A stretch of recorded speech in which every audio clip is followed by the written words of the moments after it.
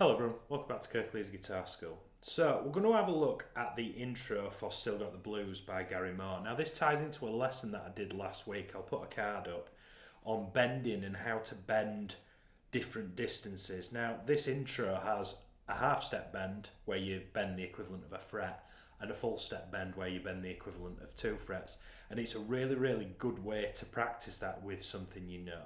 So let's get into it. So this is what we're going for. This is the whole thing, don't worry, I'm going to break it down in a second, but this is what we're going for.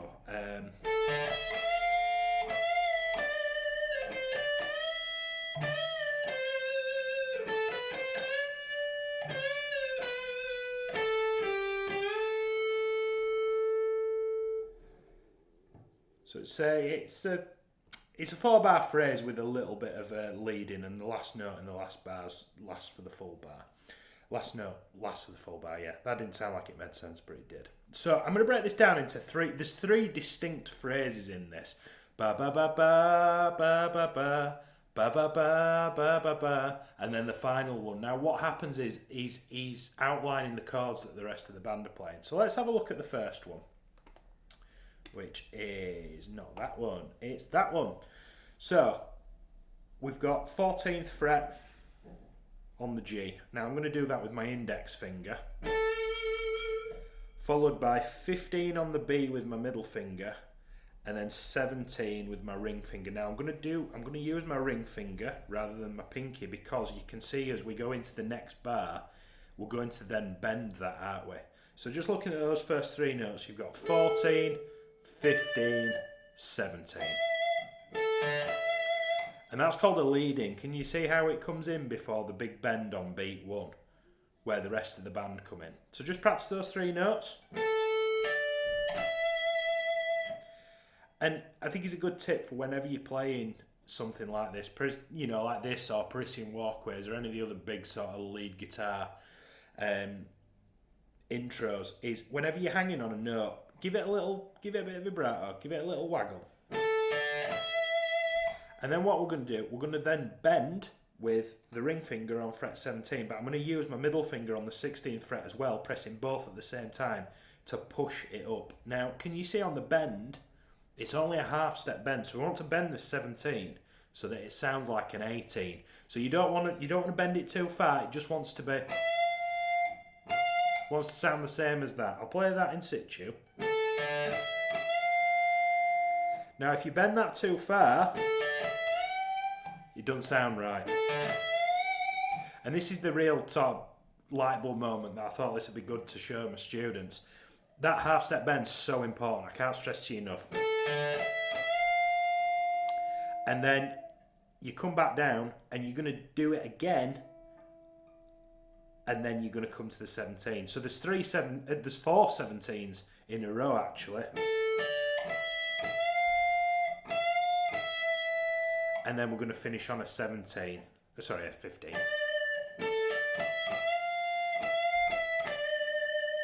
pause the video and have a go at that if you need to.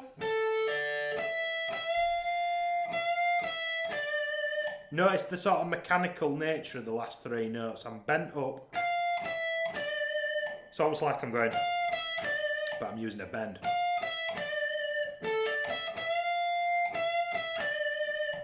And again, I'm hanging around on that 15. Can you see on the tab, it tells you to put some vibrato on that.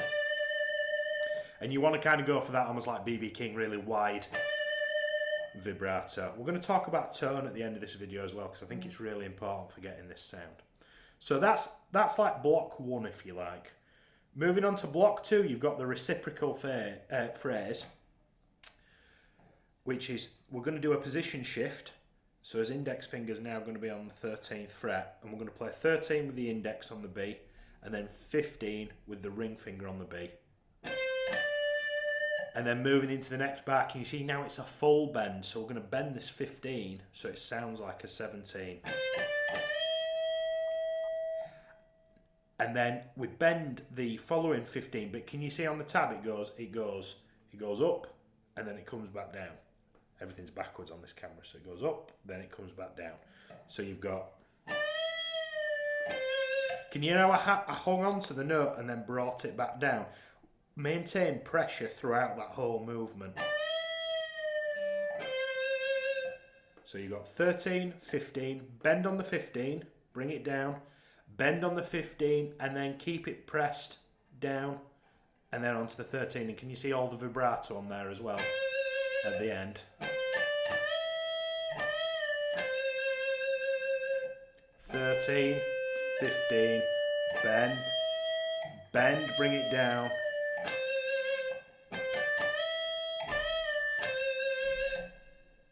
I've got that one from it. I've got a slide coming up where it glues all these together, so don't worry about trying to remember the previous slide.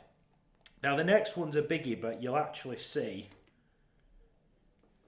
there's a lot of what I call dead air in there. So let's take it chunk by chunk. We're going to have a look at the first three notes, which is 10 on the B, 12 on the B, 13 on the B, and I'm going to use index, middle, and ring. Now I'm not really using my pinky at all in this, which anybody that talks about good technique will tell you that you need to use your pinky, but there's so many bends in this, I can almost say with certainty that Gary Moore is not using his ring finger for those bends, because they're, the full bends, and I want you to be comfortable doing them. So I want you to sort of adopt that more bluesy kind of laid back approach where you're just predominantly using these three digits. So you've got 10, 12, 13. And it's a group of three. Moving into the next bar, we're going to bend that 13, and then can you see the following 13 that's in brackets? All that means is you to hang on to that note. Sometimes we need a certain number of beats to stitch together, and we don't get that in sort of one static note, so we have to stitch two sort of think of it as almost like two fractions together to make up the number that we want. So that 13 at the beginning of the second bar, you just to put a bit of vibrato when you're up there. And just as before in the previous bar, you can see the following 13. So I'm looking at the third note in the second bar. There's no brackets around it. You're to bend it up and bring it down. Followed by a 12. Again, which is tied to the note after it. So that 12 again is to be held on. Don't pick it twice. Just play it once. But just be mindful that you're going to sit there for a little while. So let me play up to that 12 for you from the very beginning.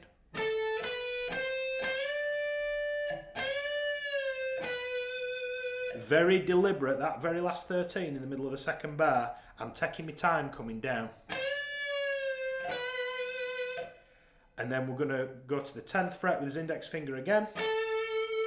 Now, you could go to the 12 with your middle finger if you want, and then bend it if you want, or you can use your ring finger. It depends which way the wind's blowing as to whether I use my middle finger or my ring finger there. Either's fine. So going from that 10, so you could do it like that, or you could do it like this.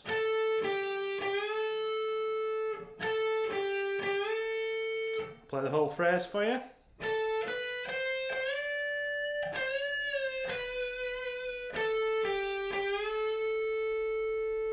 So again, pause the video, take a screenshot, do what you need to do. Alternatively, there's the whole thing. Now notice there's a lot of rests in there. And that's just to sort of space it out. Now I have missed a handful of ghost notes and the odd kind of sort of percussive rake, where they do that kind of thing. I think this is the most accessible version, and if you'd like me to do a bit more of a detailed look at this, I can do, but it's really important when you're learning lead guitar parts. I think a lot of lessons on the internet, people tend to try and get every minute detail so that it's absolutely correct in case the internet police come after them. Whereas I think I learn solos, particularly stuff like this, in two stages. I see this as the foundation. This is the concrete pad that you're going to build the house on. We need to get that, and then we add all the little nuances in version 2, version 3, version 4. You don't start trying to, you don't learn to drive a sports car, do you? It's that same kind of thing. I want you to get that solid foundation, and then if you feel able, go have a look on ultimateguitar.com or some other things. I use Guitar Pro's archive for a lot of this kind of stuff. for if I'm really wanting to get into the nitty gritty of it. But that's the bare bones, and you can play that to anybody in the street, and they'll know it's still got the blues. And only the internet police on Reddit will come after you for some wrecks. So yeah, please don't come after me, Reddit. One last thing before we finish. I just want to talk about the tone.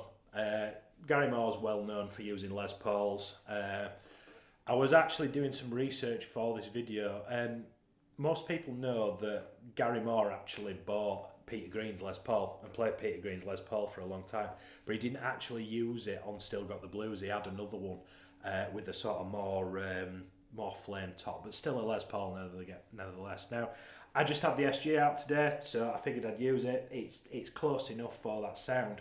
Now, if you're using a Gibson style guitar, you can use what's called the woman tone, and what that is it comes from Eric Clapton, sort of the Cream era, Eric Clapton. And even like in the Blues Breakers, the Beano album that he did with John Mayall, it's in that as well. So on a Gibson style guitar, I want you to use your neck pickup. So you flip the switch up to the top, and you're going to have a fairly distorted sound, but not like a wasp in a jar. Just more sustain and overdrive than distortion. And what we're going to do is we're going to tap the tone knob, and we're going to back it off most of it. Now, it depends on the kind of guitar. This guitar, it's sort of around 3 or 4. So back it from 10 all the way down to 3 or 4. My Les Paul is probably about 1 or 2. You can take most of it away because it's quite a dark sounding guitar anyway. And that just sort of, I'll put the tone up and you can hear it. And